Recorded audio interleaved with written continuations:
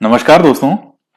तो देखिए मित्रों, अभी हम आरपीसी सेकंड ग्रेड का जो फर्स्ट पेपर है जीके वाला, इसमें ये पढ़ रहे हैं रिलेशन विद दिल्ली सल्तनत। तो इसमें मेवाड़ रियासत के बारे में पढ़ रहे हैं और इसमें आज हम रावल रतन सिंह से पढ़ेंगे। तो बहुत अच्छे से वीडियो को सुनिएगा और सभी विद्यार्थियों को बहुत अच्छे से समझ में आ रहा है और इसी तरह से आपका पूरा फर्स्ट पेपर इतना शानदार तैयार हो जाएगा कि मुझे ये विश्वास है कि आप 80-90% नंबर जो है वो फर्स्ट पेपर में आप लेके आ जाएंगे। ये मैं इतने विश्वास के साथ आपको कह सकता हूं कि अगर मेरे अनुसार आप ईमानदारी से पढ़ते गए तो आप बहुत अच्छा स्कोर करेंगे। इसके साथ ही कई बार कुछ विद्यार्थियों के ये इसमें दिक्कत हो जाती है कि सर हमारे कोई वीडियो जैसे चल नहीं रहा है या जैसे इस नंबर से ये वीडियो आगे नहीं ओपन हो रहे हैं। तो देखिए, अगर कुछ ही विद्यार्थियों की ये समस्या अगर होती है, दो चार विद्यार्थियों के, तो कहीं ना कहीं आपके फोन के अंदर ही कोई ना कोई गड़बड़ी हुई है। कोई एरर हो सकता है, इंटरनेट की स्पीड स्लो हो सकती है या कोई भी कारण हो सकता है। अगर हमारी ओर से यानी ऐप की तरफ से कोई अगर समस्या होगी तो फिर वो सभी के साथ ही होती है। ऐसा नहीं होता कि हमारी ओर से कोई गड़बड़ी हुई और दो चार के नहीं चल रहा और बाकी सबके चल रहा है। ऐसा कभी भी नहीं होता। तो मैं आपको कुछ बता रहा हूं सॉल्यूशन उसका, कि कभी भी अगर आपके साथ ऐसा होता है कि वीडियो वगैरह या आपके ओपन नहीं हो रहा है, कोई भी दिक्कत आ रही है, तो आप सबसे पहले ऐप को साइन आउट करें। साइन आउट का ऑप्शन कहां होता है? जब आप ऐप को ओपन करते हैं तो ऐप को ओपन करने के बाद लेफ्ट साइड की ओर सबसे ऊपर जो तीन लाइन सी बनी होती है उस पर क्लिक करना है। वहां क्लिक करेंगे तो उसमें एक ऑप्शन आएगा सेटिंग का। उस सेटिंग वाले पर जब आप क्लिक करते हैं तो फिर आपके सामने जो ओपन होता है वहां साइन आउट का ऑप्शन होता है। साइन आउट पे कीजिए, साइन आउट हो जाएगा। उसके बाद वापस फिर ऐप को आपको साइन इन के लिए आपको अपना नंबर वगैरह डालना है और वापस चलाना है। ये करने के बाद 90% चांस ये है कि आपकी वो समस्या दूर हो जाएगी। अभी भी अगर मान लीजिए दूर नहीं हुई है तो फिर आपको ऐप को अनइंस्टॉल करना है। अनइंस्टॉल कैसे करते हैं? आपके फोन की जो सेटिंग है उसमें ऐप वाला ऑप्शन आता है। जितनी भी ऐप है आपकी सारी उसमें लिस्ट में आ जाती है। वहां आप इस ऐप को अनइंस्टॉल कर दीजिए या फिर गूगल प्ले स्टोर में जाइए। वहां इस ऐप को वापस से सर्च कीजिए, RPC GK with Ajay Chaudhary. जो ही वो ऐप आपके सामने आती है तो वहां अनइंस्टॉल का ऑप्शन आएगा, क्योंकि इंस्टॉल तो आपके है ही। तो एक तरफ अनइंस्टॉल आएगा, एक तरफ ओपन आएगा। आप अनइंस्टॉल पे करें, यानी आपको इस ऐप को अनइंस्टॉल कर देना है। उसके बाद गूगल प्ले स्टोर से दोबारा इस ऐप को डाउनलोड करना है, दोबारा इंस्टॉल करना है। फिर आप अपना मोबाइल नंबर वगैरह डालिएगा, उसमें ओटीपी आएगा और आपके फिर ये दिक्कत नहीं रहेगी, क्योंकि हमारी ओर से सब ओके है। जैसे कुछ विद्यार्थियों की समस्या आ रही थी कि सर वीडियो हमारे चल नहीं रहे हैं या ब्लैक स्क्रीन आ रही है। इधर से हमने पूरा चेक करवा लिया, एक एक चीज चेक करा ली, कोई समस्या नहीं है, इधर से सब ओके है। और मेरा दूसरा जो फोन है उसके अंदर मैंने ऐप जैसे स्टूडेंट खरीदता है उस तरीके से मैंने खुद ने मेरे एक दूसरे फोन में मैंने इसको स्पेशली ले रखा है कोर्स को। तो मैं उसमें चेक करता रहता हूं कि कौन सी चीज कैसे आ रही है। तो कोई दिक्कत नहीं है, उसमें चल रहा है आराम से। तो ये जो प्रोसेस मैंने आपको बताया आप इसको कीजिएगा। तो आगे हम पढ़ते हैं मेवाड़ में। तो देखिए मित्रों, जो हमने लास्ट पढ़े थे, जो मेवाड़ के शासक हैं, आपको मैंने समर सिंह के बारे में बताया था।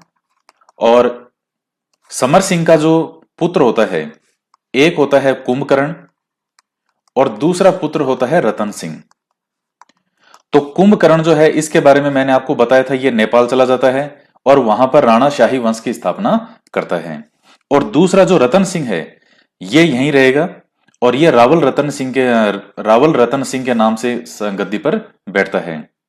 1326 से पहले के यानी 1303 ईस्वी तक जो भी मेवाड़ के शासक होंगे वो रावल की उपाधि धारण करेंगे। रावल लगाते थे नाम के साथ में।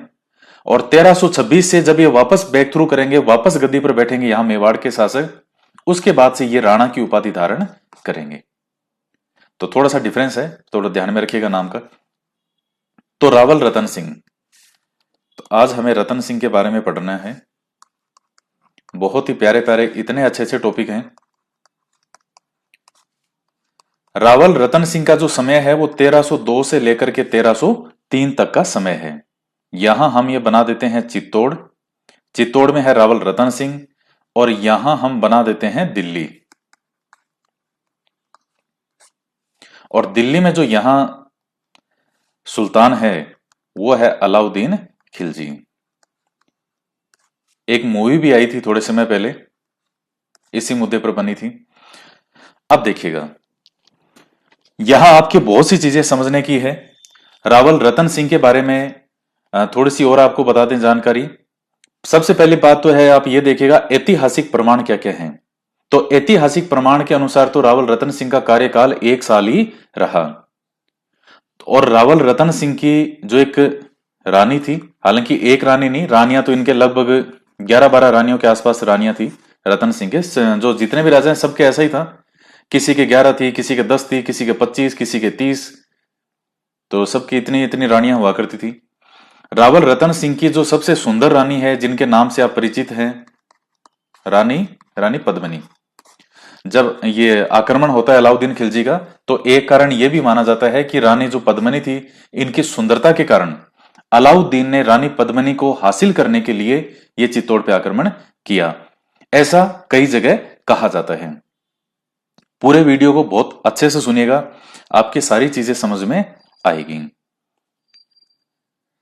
देखिए, हालांकि कई ग्रंथ हैं जिनसे हमें जानकारियां मिलती है इन घटनाओं के बारे में, इन मुद्दों के बारे में। सबसे महत्वपूर्ण जानकारी है कि अलाउद्दीन खिलजी का एक इतिहासकार था जिसका नाम था अमीर खुसरो। और इस अमीर खुसरो के द्वारा जो लिखा गया ग्रंथ है वो है खजाइन उल फुतू है। यह बहुत महत्वपूर्ण ग्रंथ है। और अलाउद्दीन खिलजी के जितने भी अभियान रहे हैं उन सब के बारे में हमें जानकारी का सबसे बड़ा स्रोत, सबसे बड़ा सोर्स है खजाइन उल फुतू है। क्यों? क्योंकि अलाउद्दीन खिलजी के अभियानों में अमीर खुसरो इसके साथ साथ रहता था, साथ ही था इसके। तो एक बहुत बड़ा ऐतिहासिक प्रमाण माना जाता है खजाइन उल फुतू है। तो इससे भी हमें जानकारी मिलती है इस घटना के बारे में। इसके बाद में एक इतिहासकार और आते हैं, हालांकि वो सूफी इतिहासकार कहना उनको ज्यादा सही होगा, सूफी संत टाइप आप उनको कह सकते हो, मलिक मोहम्मद जायसी। मलिक मोहम्मद जायसी, इन्होंने एक ग्रंथ लिखा था पद्मावत। और अभी मूवी भी जो बनी थी इसी नाम से बनी थी, पद्मावत। उसका विरोध भी हुआ था काफी, और आपने देखी भी होगी मूवी वो। तो उसमें कुछ इस तरह की घटनाओं के बारे में बताए गए हैं। उस मूवी के अंदर जो चीज दिखाई गई है वो है इस ग्रंथ से ली गई है, जो ये ग्रंथ है पद्मावत। और पद्मावत ग्रंथ लिखा कब गया था? 1540। यह सबसे महत्वपूर्ण फैक्ट है, 1540 में। और उस समय हिंदुस्तान का शासक था शेर शाह सूरी। यहां से आपके क्वेश्चन निकल निकल के आते हैं, एक एक महत्वपूर्ण क्वेश्चन। तो अब यह घटना जो है रावल वाली, जो है ये जो राजा थे, ये अलाउद्दीन का आक्रमण होगा 1303 में। रावल शाखा यहां समाप्त हो जाएगी 1303।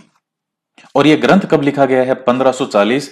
यानी यह घटना होने के 237 साल बाद इस तरह की जो घटना है वो लिखी गई। तो चूंकि अब आप खुद देखिएगा कि जो मूवी बनी थी अभी, उसने इस ग्रंथ को आधार बना करके, जो मलिक मोहम्मद जायसी ने लिखा, इस ग्रंथ को आधार बना करके और वो मूवी बनाई गई थी।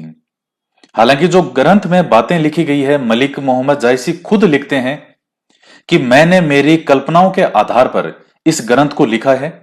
और इसमें ये कई लाइनें बोलते हैं, जैसे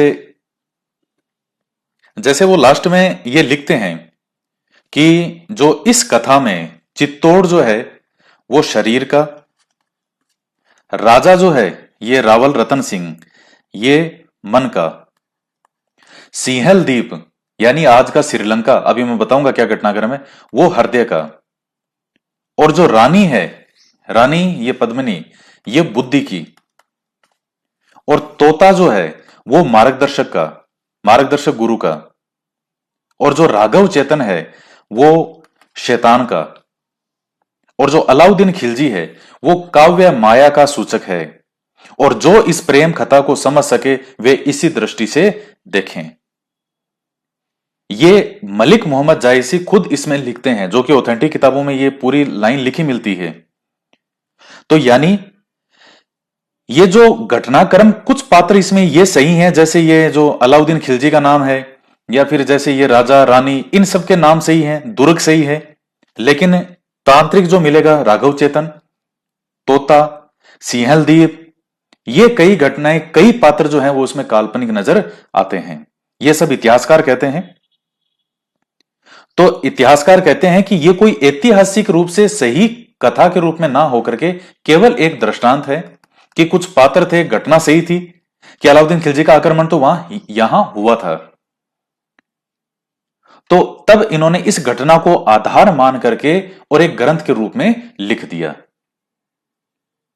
क्योंकि 237 साल बाद में ये लिखा गया है।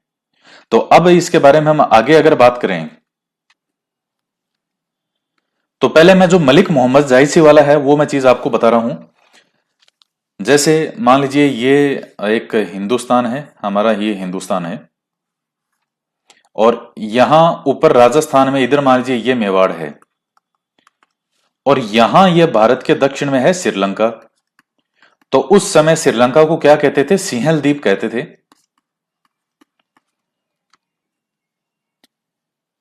तो मलिक मोहम्मद जायसी क्या कहते हैं कि जो श्रीलंका है, सिंहल द्वीप यूज करते हैं नाम वो, कि सिंहल द्वीप में एक सुंदर राजकुमारी हुआ करती थी, पद्मावती। और किसकी पुत्री थी? वहां के राजा गंधर्व सेन और चंपावती की। जबकि इतिहासकार इस चीज को, फैक्ट को निकाल चुके हैं कि जहां उस समय जब यहां ये राजा था रावल रतन सिंह, उस समय श्रीलंका में कोई गंधर्व सेन या चंपावती नाम की रानी या गंधर्व सेन नाम का राजा नहीं था। तो अब होता क्या है कि ये जो मैं अभी ये मलिक मोहम्मद जायसी ने बताया है वो मैं घटनाक्रम आपको बता रहा हूं कि सिंहल द्वीप जो है, यहां ये राजकुमारी रहती थी, पद्मावती, और गंधर्व सेन और चंपावती की संतान, और बहुत ज्यादा सुंदर थी। एक बार क्या होता है कि यहां जो एक कौन रहता था? तोता। तो तोता कहीं से कोई यहां रहता होगा, और उसने राजकुमारी को देख रखा था कि राजकुमारी कितनी सुंदर है। तो वो कभी उड़ता उड़ता कहीं आ गया होगा, और जो तोता पकड़ने वाला होता है उसने तोते को पकड़ा, और उसको कहते हैं कि जो रावल रतन सिंह है इनको बेच दिया, हीरामन तोता। ये साहब ये बोलने में बहुत फेमस है, और वो ये सब बोलता है। तो अब एक बार क्या होता है कि जैसे अब ये जो रावल रतन सिंह है, इन्होंने तोता ले लिया, उससे खरीद लिया। तो एक बार जो रानी है यहाँ की, जो ऑलरेडी पहले से रावल रतन सिंह की रानी थी, वो एक बार जो है क्या कर रही थी?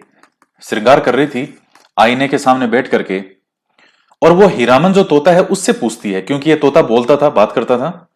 कह रहे तोते, कह हाँ रानी साहिबा, कह तुझे क्या लगता है, क्या मेरे जैसी सुंदर भी कोई होगी? क्या इस जगत में मेरे जैसी कोई सुंदर है?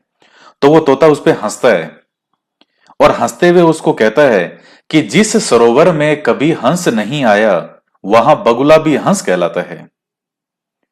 तो ये जब उसने बात बोली, क्या कि जिस सरोवर में कभी हंस नहीं आया वहां बगुला भी क्या कहलाता है? हंस कहलाता है। यानी वो क्या कहना चाह रहा है कि तुमने अभी तक रानी जो ये राजकुमारी पद्मावती का सौंदर्य नहीं देखा, उसका जो सौंदर्य देख ले, उसके सामने फिर तुम्हारा सौंदर्य कुछ भी नहीं है। और ये बात जो है किस तक पहुंची? रावल रतन सिंह तक। तो जब इतनी सुंदरता का वर्णन किया, उससे पूछा तोते से, इसने कहा साहब पूछो ही मत कितनी सुंदर है। तो फिर रावल रतन सिंह यहां से जाता है श्रीलंका। यहां कहां तो मेवाड़ है, अब वो कैसे गया? ऐसे टगमग टगमग टगमग करता करता करता, फिर बीच में पानी आ गया, समुद्र आ गया, इस पर भी वो टगमग टगमग तैरता तैरता तैरता नाव से कैसे भी गया होगा। कौन कहता है? जायसी, कि रावल रतन सिंह मेवाड़ से कहां चला जाता है? सिंहल द्वीप, और वहां सन्यासी का रूप धारण करता है, और उसके बाद इसको देखता है पद्मावती को, और इसके सौंदर्य में इतना मुग्ध हो जाता है कि कहते हैं कि 12 साल, लगभग 12 साल इसने तपस्या की पद्मिनी को प्राप्त करने के लिए।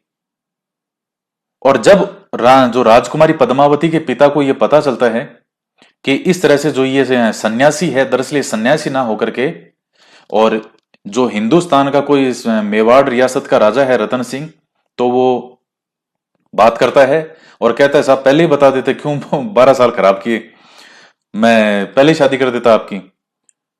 तो फिर वो जो है रानी पद्मा, जो ये राजकुमारी पद्मावती है, इसका विवाह कर देता है रतन सिंह के साथ और सह समान यहां से विदा कर देता है। अब रावल रतन सिंह जो है वो रानी पद्मिनी को लेकर के कहां आ जाते हैं? चित्तौड़। अब एक आप घटनाक्रम देखिएगा, जिस व्यक्ति का शासनकाल ही 1 साल रहा है, ज्यादा से ज्यादा 2 साल मान लो, कई जगह 1301 से लिखा जाता है, तो जिसका शासन ही केवल 1 या 2 साल रहा है, वो राजा बनने के बाद में 12 साल तपस्या करने के लिए कैसे चला गया? ये इतिहासकार कहते हैं। मैं जो भी चीजें आपको समझा रहा हूं, ये सारी इतिहासकारों की कही हुई बातें हैं। अब ये वापस लेकर के आ जाता है। अभी मैं आपको मलिक मोहम्मद जायसी के अनुसार ही बता रहा हूं। जब रानी पद्मावती वापस आ जाती है तो सब मान सम्मान करते हैं। इस रावल रतन सिंह के दरबार में एक तांत्रिक था। दरअसल वो था तो हकीकत में तांत्रिक, लेकिन वो किस रूप में रहता था? एक ब्राह्मण के रूप में, कि मतलब जिसको खूब ज्ञान था, नॉलेज था, एक विद्वान व्यक्ति के रूप में, जिसका नाम था राघव चेतन। अब राघव चेतन जो है वो इतना जबरदस्त तांत्रिक था कि अमावस को भी वो क्या दिखा देता था? पूर्णिमा, और पूर्णिमा को भी दिखा देता था अमावस। तो लेकिन जब उसने राजकुमारी को, जब इनको देखा, किसको? रानी पद्मिनी को, तो राघव चेतन तो देख के होश ही उड़ गए राघव चेतन के, कि कोई इतनी सुंदर भी हो सकती है। तो राघव चेतन जो है, अब चूंकि राघव चेतन का जो मन है वो हो गया खराब, कि मुझे किसी भी तरीके से हासिल करना है किसको? रानी पद्मिनी को। अब इसके मन में यह गलत ख्याल आया, और आया भी किसके लिए? जो मेवाड़ रियासत के राजा की रानी है। तो चूंकि सीधे जाकर के ये बोल नहीं सकता, ना ही अपने मन की बात बता सकता है, तो अब ये क्या करेगा? जो कि इसका हथियार था, ये वाला तांत्रिक रूप से, और इसने तंत्र मंत्र वगैरह जो है करना वो शुरू कर दिया। ये तंत्र मंत्र वाले ये चीजें न्यूज़पेपर में भी आती रहती है कि उसको सोतन को बस में करें रे, सोतन को दूर भगाएं रे, उसको बस में करें रे, ये बाबा का खतरनाक ये मंत्र आज तक नहीं हुआ खाली रे। ये कई इस तरह की चीजें आते हैं। विवाह संबंधित समस्याओं का 100% इलाज, एक ही मंत्र में बाबा का इलाज, ये इस तरह की चीजें। तो जब इस तरह की जानकारी किसको होती है? रावल रतन सिंह को होती है, कि भाई साहब इसकी तो नजर ही खराब है, और वो भी किसके लिए? जो मेरी वाइफ है, मेरी घरवाली के लिए, और वो भी जो मेवाड़ की रानी है उसके लिए। तो रावल रतन सिंह इस राघव चेतन को दंड स्वरूप देश निकाला दे देते हैं। तो रावल रतन सिंह जो है उसने यहां से देश निकाला दे दिया। अब ये बदला लेने के लिए कि जो अपमान तुमने मेरा किया है, इस अपमान का मैं बदला लेकर के रहूंगा, और यहां से ये रवाना हो जाता है किसके पास? उस समय दिल्ली का सुल्तान है अलाउद्दीन खिलजी, इसके पास। हालांकि देखिए, अगर इस तरह की घटना वास्तव में होती तो कोई भी रियासत का राजा एक गलत नजर डालने वाले को कभी भी इस तरह से बाहर नहीं निकालता, वो उसी टाइम ही उसकी गर्दन काट देता, उसको फांसी देता वो। लेकिन चूंकि कहानी अभी बाकी है, मलिक मोहम्मद जायसी के अनुसार ये यहां से जाता है अलाउद्दीन खिलजी के पास राघव चेतन, और उसको किस तरह की ये मंत्र मंत्र दिखाता है। कभी पूर्णिमा को अमावस करेगा और अमावस को पूर्णिमा करेगा, तो अलाउद्दीन खिलजी खुश होगा, अरे वाह यार, तो चीज है तो जोरदार, और बता राघव चेतन, और कोई नई ताजा? अरे साहब नई ताजा तो सुनोगे तो सुनते ही रह जाओगे। क्या तो बता तो सही, ये पूरा मेवाड़ है इधर। क्या साहब क्या बताऊं, आपने आज तक सौंदर्य तो कभी देखा ही नहीं है। अब देखिए, जो अलाउद्दीन खिलजी है, अलाउद्दीन खिलजी का हरम जो है, हरम क्या होता था? जहां पर ये जो भी कहीं युद्ध वगैरह करते थे, वहां से महिलाओं को जो है एक गुलाम के रूप में लाते थे, और जो है उनको अपने हरम में रखते थे, उसको हरम कहते थे। अलाउद्दीन खिलजी का हरम बहुत बड़ा था। कई तो कहते हैं कि 70,000 का हरम था उसका। महिलाएं भी थी और कुछ वैसे टाइप वाले भी थे। तो अलाउद्दीन खिलजी को जो है इसका हरम बहुत बड़ा था, 70,000 के आसपास का। आपने देखा भी होगा मूवी के अंदर, एक उसमें आता है हिंजड़ा, आता है मलिक काफूर, तो उस मलिक काफूर के साथ जो है वो अलाउद्दीन खिलजी के भी संबंध बताए जाते थे कि अलाउद्दीन खिलजी को ये बहुत अच्छा लगता था मलिक काफूर। जब आप मध्यकालीन हिस्ट्री इतिहास पढ़ते हैं तो वहां मलिक काफूर का जिक्र आता है। और ये बहुत जो है बहुत ज्यादा तेज तरार ये आदमी था, ये मलिक काफूर। तो अलाउद्दीन खिलजी जो है ये राघव चेतन अलाउद्दीन खिलजी को ये कहता है कि साहब आपने सुंदरता अब तक देखी कहाँ है। जो मेवाड़ का शासक है रावल रतन सिंह की रानी है पद्मिनी, और उसको अगर आप देख लो तो मतलब देखते रह जाओगे। तो अलाउद्दीन खिलजी उसको कहता है कि अरे बहुत देखी है मैंने, मेरे 70,000 का हरम है, तू जाके देख क्या। ऐसी ऐसी एक से बढ़कर एक सुंदर महिलाएं हैं वहां पे। तब कहते हैं कि चूंकि अलाउद्दीन खिलजी ने कोई इंटरेस्ट शुरू में नहीं दिखाया और राघव चेतन को लेना है बदला, तो राघव चेतन क्या करेगा, कहते हैं कि कोई ये ऐसा गीत गाया इसने कि साहब वो किस रूप में गीत गाया, रानी पद्मिनी की सुंदरता का वर्णन करते हुए कि जब वो पानी पीती है तो पानी उसके गले में जाता हुआ दिखता है। मतलब इस तरह से बाकी साहब वो ऐसी दिखती है और उसकी आंखें ऐसी, मतलब इस तरह से गीत गाता है। कहते हैं मलिक मोहम्मद जायसी ये कहता है कि अलाउद्दीन खिलजी मूर्छित हो जाता है सुंदरता सुन के। जो सुंदरता का ये वर्णन करता है राघव चेतन, ये सुन करके और अलाउद्दीन खिलजी मूर्छित हो गया। फिर उसको होश में आओ, अरे होश में तो आ, पानी वानी घेरा ऊपर, अलाउद्दीन खिलजी होश में आया। फिर उसको बताया भाई हुआ क्या, कह रहा है मुझे तो विश्वास ही नहीं हो रहा, कोई इतना सुंदर कैसे हो सकता है, मुझे तो उसको देखना है और मुझे उसको हासिल करना है। तो क्या साहब कैसे हासिल करो, क्या जो रावल रतन सिंह है उनको भेजो बुलावा कि भाई आपकी जो रानी पद्मिनी है उसको या तो हमारे हरम में भेजो या फिर युद्ध के लिए तैयार रहो। तो अब इस दुनिया का कौन सा आदमी है जिसको कहेंगे कि तेरी लुगाई जो है मेरे हरम में भेज दे तू, और वो भेज देगा। और वो भी मेवाड़ जैसे शासक जो आन बान शान मान, जिसमें बप्पा रावल, जेत्र सिंह, तेज सिंह ऐसे शासक हुए हो, समर सिंह, ऐसा जो इतिहास रहा हो मेवाड़ का, उनको कहेंगे तेरी जो लुगाई है उसको मेरे हरम में भेज दे। भाई कैसे भेजेगा अगले आदमी, वो उनको मरना मंजूर है लेकिन वो कभी इस तरह की बात नहीं करेंगे, उन्होंने साफ मना कर दिया। तब अलाउद्दीन खिलजी जो है वो यहां पर अपनी सेना लेकर के आता है और चित्तौड़ दुर्ग के बाहर वो घेरा डाल देगा।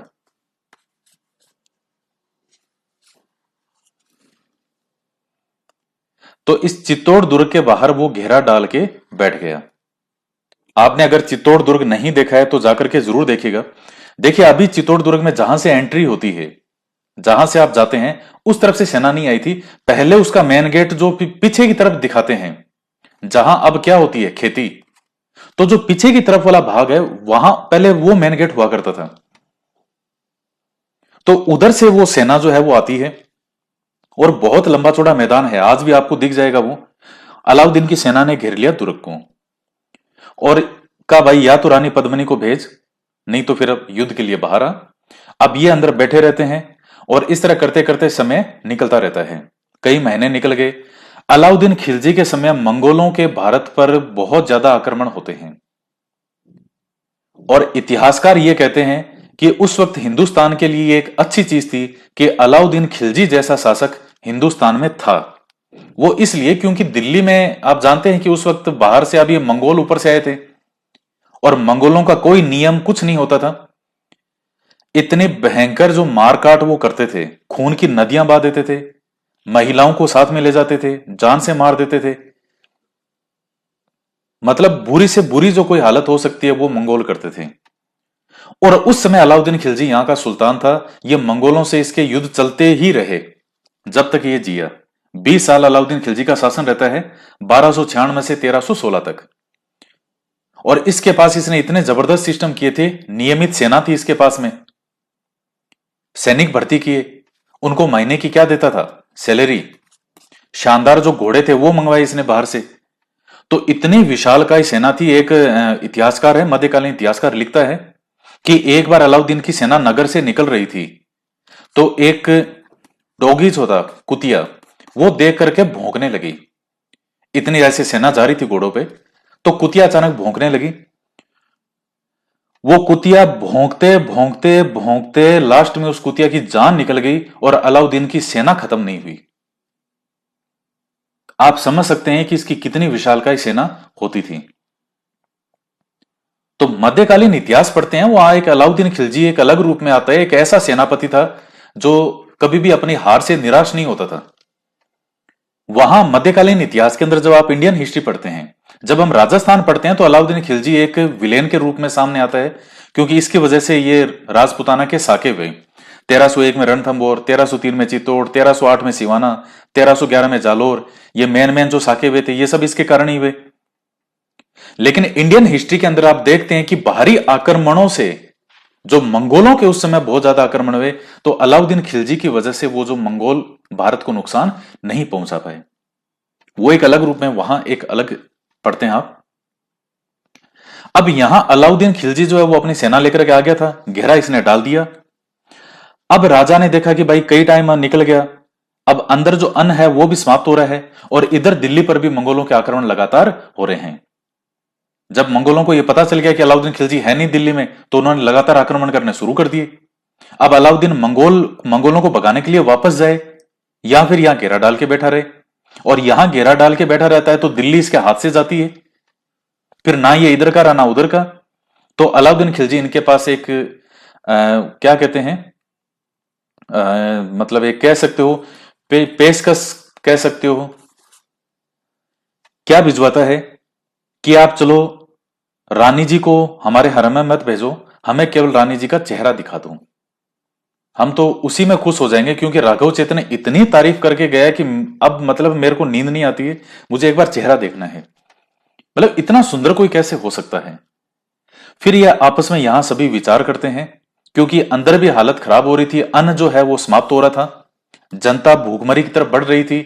तो इन्होंने कहा कि केवल चेहरा दिखाने से ये इतना बड़ा तूफान अगर वापस लौटता है तो इतना समझौता किया जा सकता है। तो ये फिर शर्त मान लेते हैं, और जो रावल है ये अलाउद्दीन खिलजी इसको आमंत्रित करते हैं, ठीक है भाई आजा और चेहरा देख ले। तो चेहरे के लिए अलग अलग बताया जाता है कि अलाउद्दीन खिलजी को चेहरा कैसे दिखाया गया था। एक शीशा रखवाया गया, उस शीशे के अंदर चेहरा दिखेगा इनका, और वो चेहरा जब दिखेगा तो उस शीशे के अंदर से रोशनी वो आगे जो है वो कहां दिखेगा, जो पानी में सामने नीचे पानी था उसके अंदर आपको देखना है। रानी जी ऊपर महल में शीशे के सामने आएगी, तो शीशे के अंदर रानी जी का जो चेहरा दिखेगा, वो चेहरे का जो एक बिंब है वो पड़ेगा पानी में, और आपको देखना है पानी के अंदर। इस तरह से जो घटनाक्रम कुछ बताया जाता है। अलाउद्दीन आता है, रानी जी उसके सामने आती है शीशे के सामने, शीशे का जो बिंब है वो पड़ता है पानी में, और जो ही अलाउद्दीन को बिंब दिखा, और उसके बाद तो अलाउद्दीन का पूरी तरह से दिमाग खराब हो गया कि अब तो मुझे रानी पद्मिनी को हासिल करना ही है। लेकिन उस वक्त वो बोलता नहीं है, कहता है अरे साहब बहुत ही वास्तव में बहुत ही सुंदर है, चलो हमें मिलके बहुत अच्छा लगा, और हमने आपसे ऐसी पेशकश की उसके लिए मैं क्षमा चाहता हूं, तो चलें गेट तक। अब आप भी जानते हैं कि हमारे यहां कोई मेहमान आता है तो उसको छोड़ने हम गेट तक जाते हैं।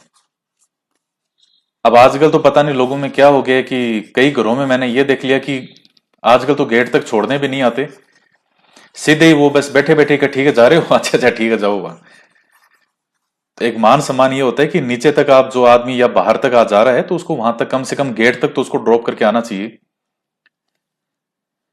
तो ये जैसे मेन गेट है चित्तौड़ का, यहां ये छोड़ने के लिए आए अलाउद्दीन को गेट तक, क्या ठीक है साहब जाओ, क्या ठीक है जाते हैं। इतने में अलाउद्दीन अपने सैनिकों को आदेश देता है कि रावल रतन सिंह को बंदी बना लो, और छल के द्वारा बंदी बना करके रतन सिंह को अपने साथ कहां लेके चला गया, दिल्ली।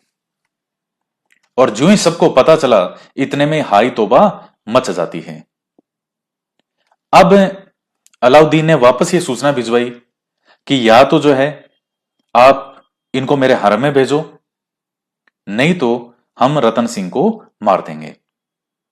तो जब इस तरह की बात रखी तो यहां अब इन सभी ने विचार विमर्श किया। देखिए जो मलिक मोहम्मद जायसी है वो रानी पद्मिनी को बुद्धि का प्रतीक मानता है, जो अपने ग्रंथ में उसने लिखा है कि रानी जो पद्मिनी है वो बुद्धि का प्रतीक है। तो रानी जो पद्मिनी है, इन्होंने यहां पूरा दिमाग लगाया। यहां देखिए दो साइड हीरो भी आते हैं, एक का नाम है गोरा, एक का नाम है बादल। गोरा जो है वो तो था रानी पद्मिनी का चाचा और बादल लगता था भाई।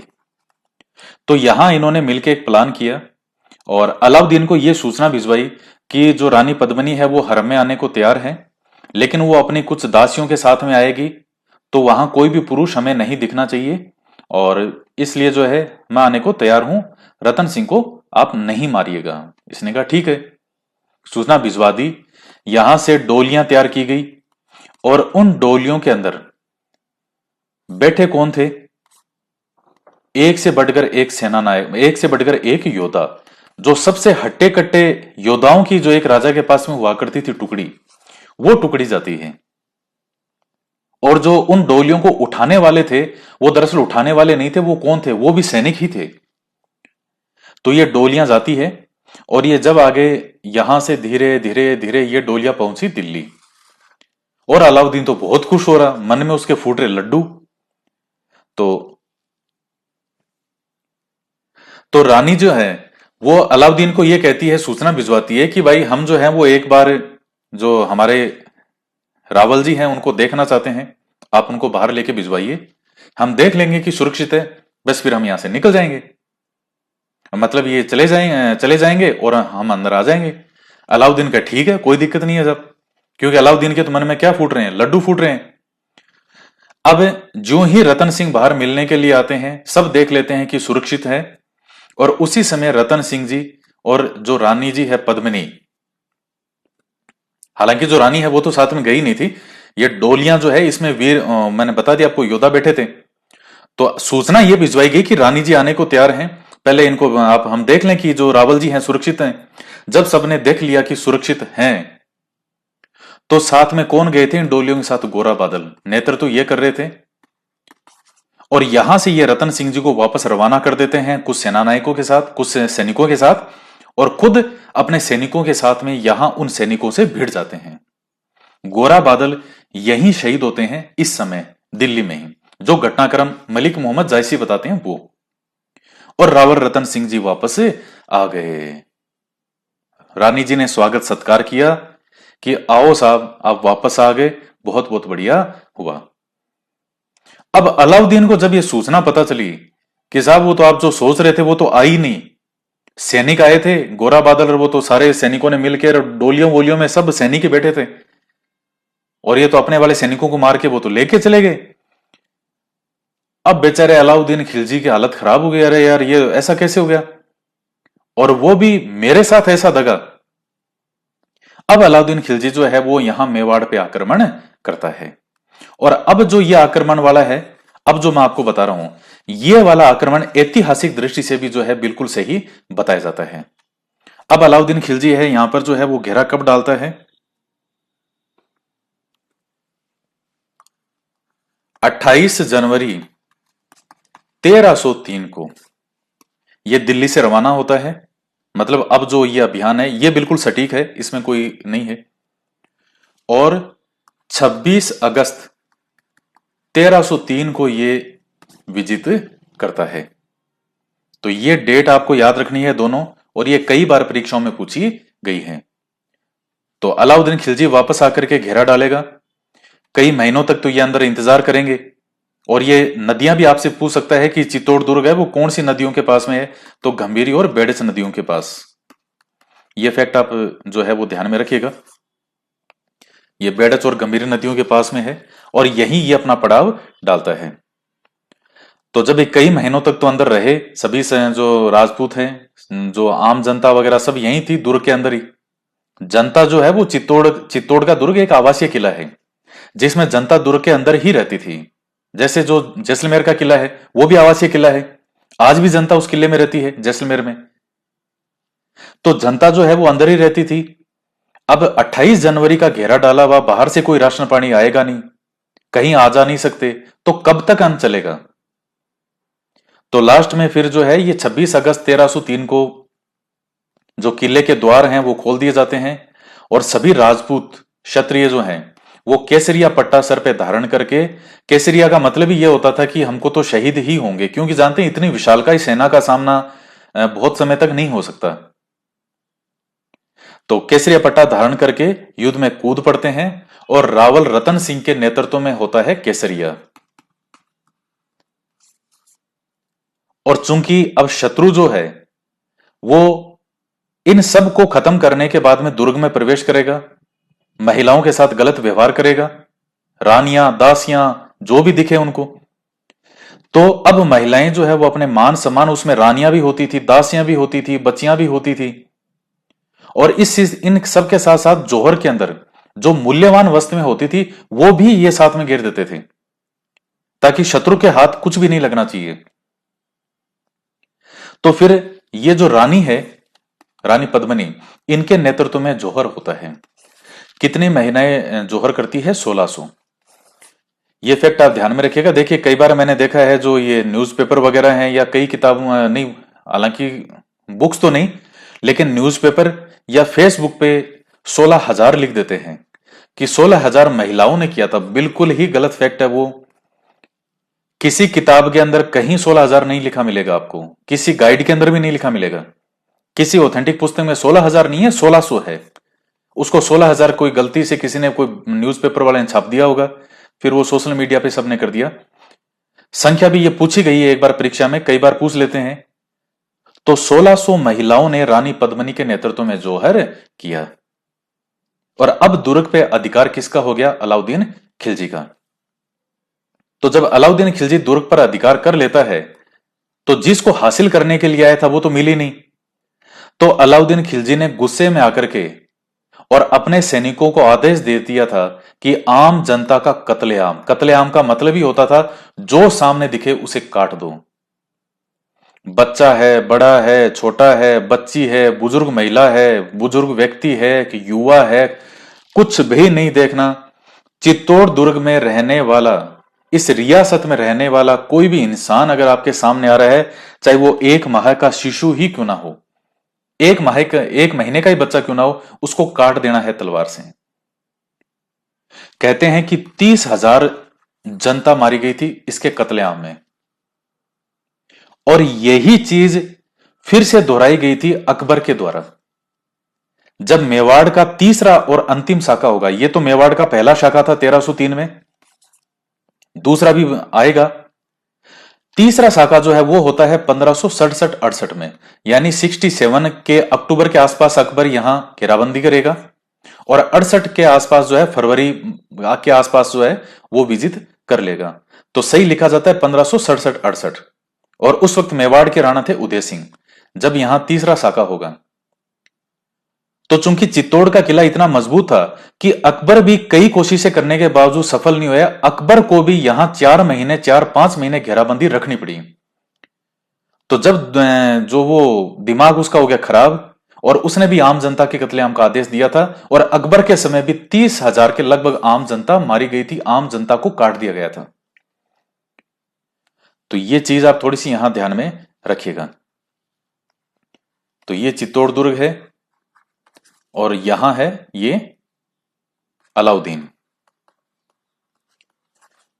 चूंकि अभी अलाउद्दीन आक्रमण करेगा, विजित कर लेगा, और विजित करने के बाद इसने अपना जो दुर्ग है वो किसको सौंप दिया?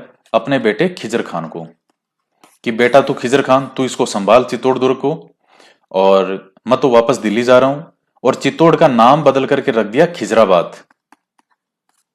यह आप ध्यान रखिएगा। जैसे जालोर है, जालोर का नाम अलाउद्दीन ने बदल के रख दिया था जलालाबाद।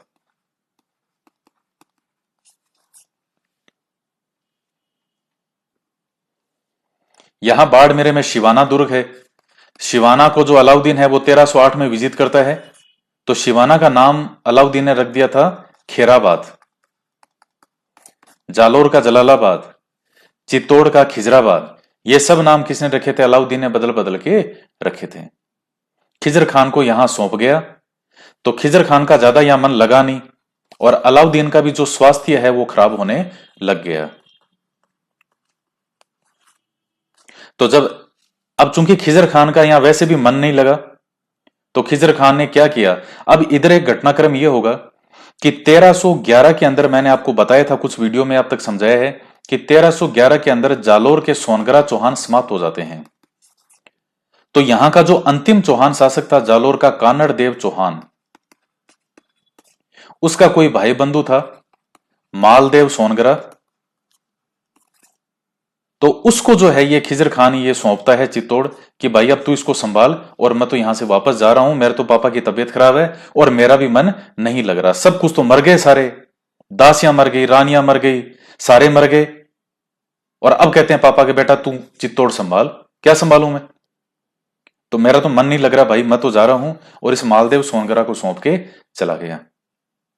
तो अब एक चीज आपके यहां नोट करने वाली है कि ये 1303 के अंदर मेवाड़ की रावल शाखा जो है वो समाप्त हो जाती है 1303 में। उसके बाद यहां राजसमंद में जो कुंभलगढ़ किला है, यहां पे किसने बनाया था, राणा कुंभा ने। तो कुंभलगढ़ किला मैंने देखे, राजस्थान के लगभग सारे किले मैंने देख रखे हैं, और सबसे शानदार किला जो मुझे लगता है वो कुंभलगढ़ लगता है। वास्तव में बहुत अल्टीमेट किला है, आपको जरूर देखना चाहिए। और मैं तो ये ऐसी जगहों पे जाता हूं तो मेरा तो वापस आने का मन ही नहीं करता कि मतलब वहीं रह लो। इतना अच्छा लगता है इन दुर्ग को देखना, वो दिमाग में, चूंकि हिस्ट्री इतनी अच्छे से पढ़ी हुई है तो वो सारी चीजें दिमाग में घूमती है। तो कुंभलगढ़ किला है, इसके पास में ही है एक गांव है सिसोदा। और मैंने आपको जब एक वीडियो में, पहला जो मेवाड़ का वीडियो था उसमें मैंने बताया था कि राहप नाम का एक व्यक्ति आता है। एक इससे पहले एक शासक बताया था रण सिंह या करण सिंह, वो एक ही व्यक्ति है, रण सिंह या करण सिंह। उसका दो बेटे थे, एक तो सैम सिंह और एक राहप, बाकी भी होंगे कई। राहप जो था उसका बेटा, उसने इस सिसोदा गांव की स्थापना की थी जो कि कुंभलगढ़ दुर्ग के पास में है। तो इन्हीं के ही है ये वंशज राहप। और यहां इसके वंशज कहां रहते थे, इस सिसोदा गांव में। 1326 के अंदर इसी सिसोदा गांव से एक वीर निकलेगा, हमीर, और बहुत वीर था ये यहां पर, ये जो सोनगरा वाला है मालदेवर, या कोई इसका बेटा बेटा जैसा वैसा नाम से कोई आता है जैसा, या कई जगह एक दो और भी नाम आते हैं, उनको यहां से हटाएगा। क्योंकि अलाउद्दीन की मृत्यु तो कब हो गई थी, 1316 में अलाउद्दीन की मृत्यु जो है वो हो चुकी है, और 1320 में तो पूरा खिलजी वंश ही समाप्त हो गया था। तो 1320 में खिलजी वंश समाप्त हो गया, तो उसके बाद में तो इधर तो वैसे ही खत्म हो गए। और खिलजी वंश के बाद में कौन सा आया था, तुगलक वंश। तो चूंकि अब वो नया नया बना है, उनको अपना उधर ध्यान रखना है, उधर अपना ध्यान देखना है। और उस समय यहां कोई अब किसी इनमें से कोई, जैसे कोई दिल्ली के सुल्तान का अब शासक इधर है नहीं शासन, और ये सोनगरा सोनगराओं वाले का था कोई, तो हमीर ने कुछ लोगों को इकट्ठा किया, और जो वंशज थे मेवाड़ के वो सब हमीर के साथ हो गए। इधर उधर जो सब बसे हुए थे, हमीर के अंदर उनको ये गुण नजर आया, और सबने हमीर को बोला कि भाई हमीर हम तेरे साथ हैं, तो इसको भगा यहां से और वापस जो है अपनी रियासत को संभाल। तब 1326 के अंदर हमीर जो है वो वापस यहां इसको संभालता है, और मेवाड़ की यहां से जो अब ये शाखा कहलाएगी, ये सिसोदिया शाखा कहलाएगी। और पहले जो ये शाखा कहलाती थी रावल, रावल शाखा 1303 में समाप्त होगी, और सिसोदिया शाखा शुरू होती है 1326 से, और ये सिसोदिया शाखा ही चलती है 1947 तक।